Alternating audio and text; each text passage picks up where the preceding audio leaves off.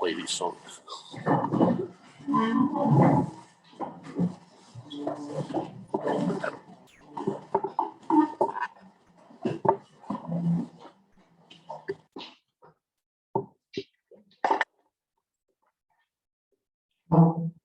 Erev Tov, everyone.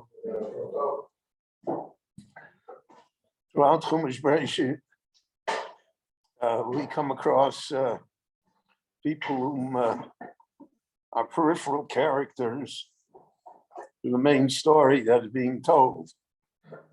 This week's parsha, we meet for the first time Lavan.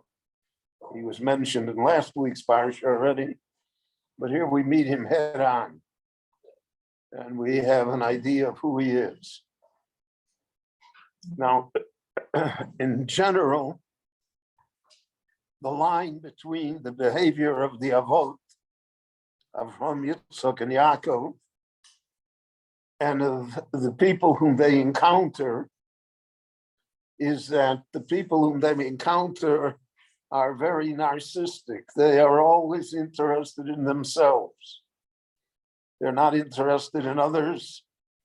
They're not interested in helping others. They are, put it bluntly, very selfish people. It begins at the beginning of time, with Cain and Hevel. Hashomer Ochi Anochi. I'm not responsible for anybody else. You have problems, you have problems. It has nothing to do with me. And that continued throughout the story of the Chumash. Avram Avinu, Paro is only interested in taking Sorah. And Avimelech is only interested in taking Sorah. And when it comes to purchasing the grave for Sorah, Ephron is only interested in the money. Imagine if Ephron would not have taken the money. So the Meor Samachpelo would be called on his name. And he would have eternity.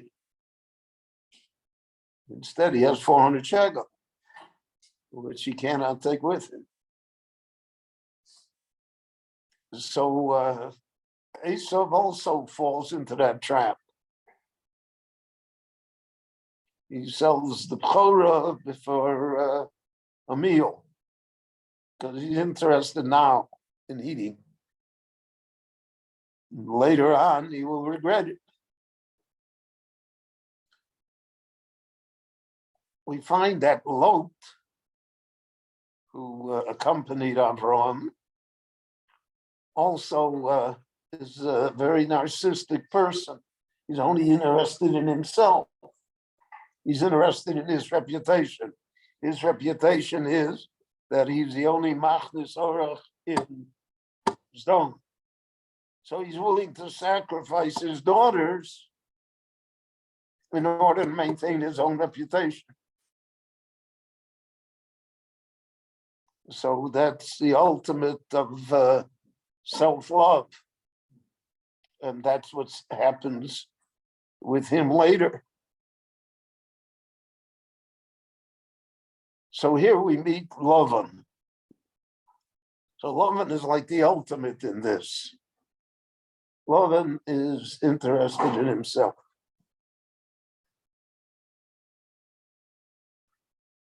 And he's interested in himself to the same extent that Lot was, that he's willing to use his daughters, his children, as barter for his own profit.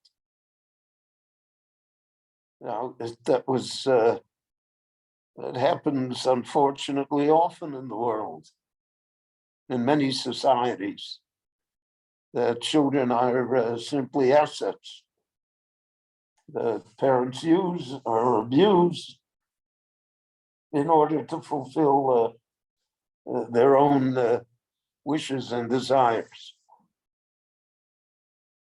So here, at the end of the story in next week's parsha, and at the end of this parsha, Leah and Rachel say, that he treated us like we are chattels. Our father sold us, so we were items to be bartered. He didn't consider us. In the Torah, it says an interesting thing that when Yaakov met Rachel, it says Vayehoveho, he loved her, fell in love with her. And it says the same thing about Yitzchak and Rivka. Vayehoveho. Why does the Torah add that? Because the Torah wants to tell us that if he didn't love her, then the marriage is not going to be successful.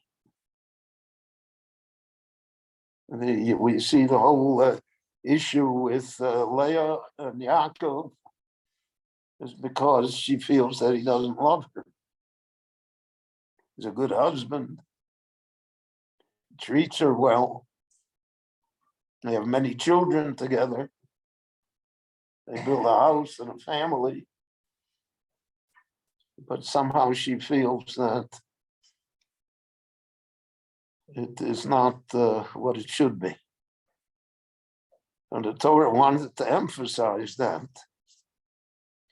And therefore it describes the relationship to Rachel as Vayehoveho, that he loved her, because that's a different relationship than simply having someone as a companion or someone that helps you. So the Avos are built upon the idea of helping others, of having a broad view of the world and of their purpose in the world. They're there to do good, so to speak. And the incidental characters that we meet in the stories are always people that are concerned with themselves. And Chazal point that out when we come now in a few weeks to the story of Mechiras Yosef, that the brothers were really interested in themselves. And they were interested in themselves to the extent that they didn't take into account their father's grief and pain. They didn't take into account the fact that Yosef was their brother. They didn't take into account any of that. They only took into account their own interests. Their own interest is that Yosef they felt negative to them. Is the bosom royal avia.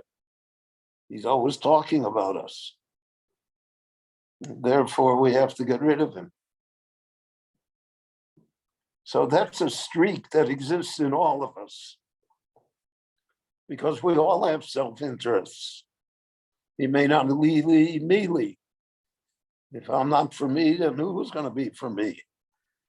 But again, Hillel qualified that because he says, if I'm only for me, then of what value am I?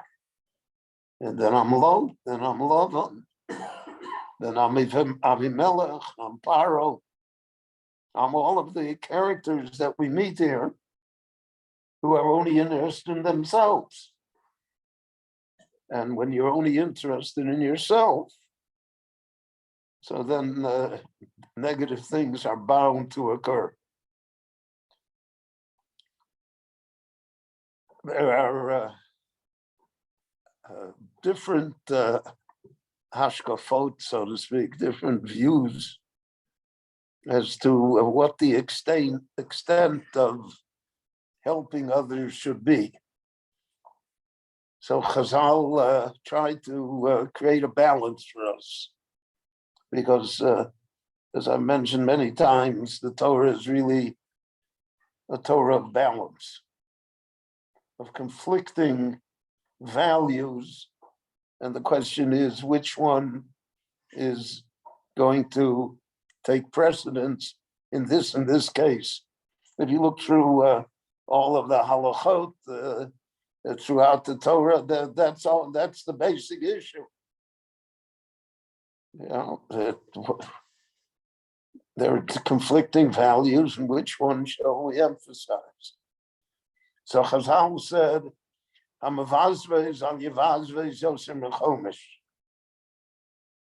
person wants to give all of his money, wants to give all of his money to charity. Chazal say you shouldn't do that, because at the end you won't have money, and you'll have to hire a Filipino or whatever, and you won't be able to do it. And you'll have to come on to others. The Chazal always felt that having to rely upon others, certainly in a financial way, is a very negative thing. It's very hard. I know people that all of their lives don't spend anything on anything. So they go 70, 80 years living a Spartan life because maybe they'll run out of money. So that's a fear that exists within all of us. So there's a limit. There's a limit. Lot crosses the line with the limit. He's such a good man that he throws away his daughters. Lovan sells his children to Yaakov. Torah is not in favor of that type of magnanimity. The Torah looks for us to balance it somehow. Now, we all read legends about great people. Certainly, there's, I think, 2-3 Hasidic Rebbeim that I have in mind, that the legend is that by Friday afternoon, when Shabbos came, they had given everything away. Every week, they gave everything away. But that's not an example for us. We are not on that level. And the cynical Misnagdim said that's because they knew the Chassidim would come Sunday and give more. So they could afford to do it. But these are concepts and values that the Parsha speaks about. So when the Torah tells us all about Lavan, so it's not only one person who existed at one time who did certain things, but he's a prototype of people who exist in the world and who are dangerous people. And that's why we say in the Agoda, Lavan is even many times more dangerous than Paro, because Bikesh Lakor Sako, he destroys all of the values that we have. So that has to be taken into account when we hear the Parsha read. We have to realize whom we're dealing with. Lavan thought that Yaakov would bring all sorts of money for the dowries. He's very disappointed. Because I'll say again, anyone that marries for the dowry, that's not the reason. You missed the whole point. So there are many, many nuances here in this story, and the Torah means to teach us all of them. Rabbi Chananya ben Akash Omer Ratzak HaKadosh Baruch Hu L'Zakos Yisrael L'Fichal Chirva Lahem Torah Mitzvot Shemar Adonai Chafetz Aman Tzidko Yadil Torah V'Yadir.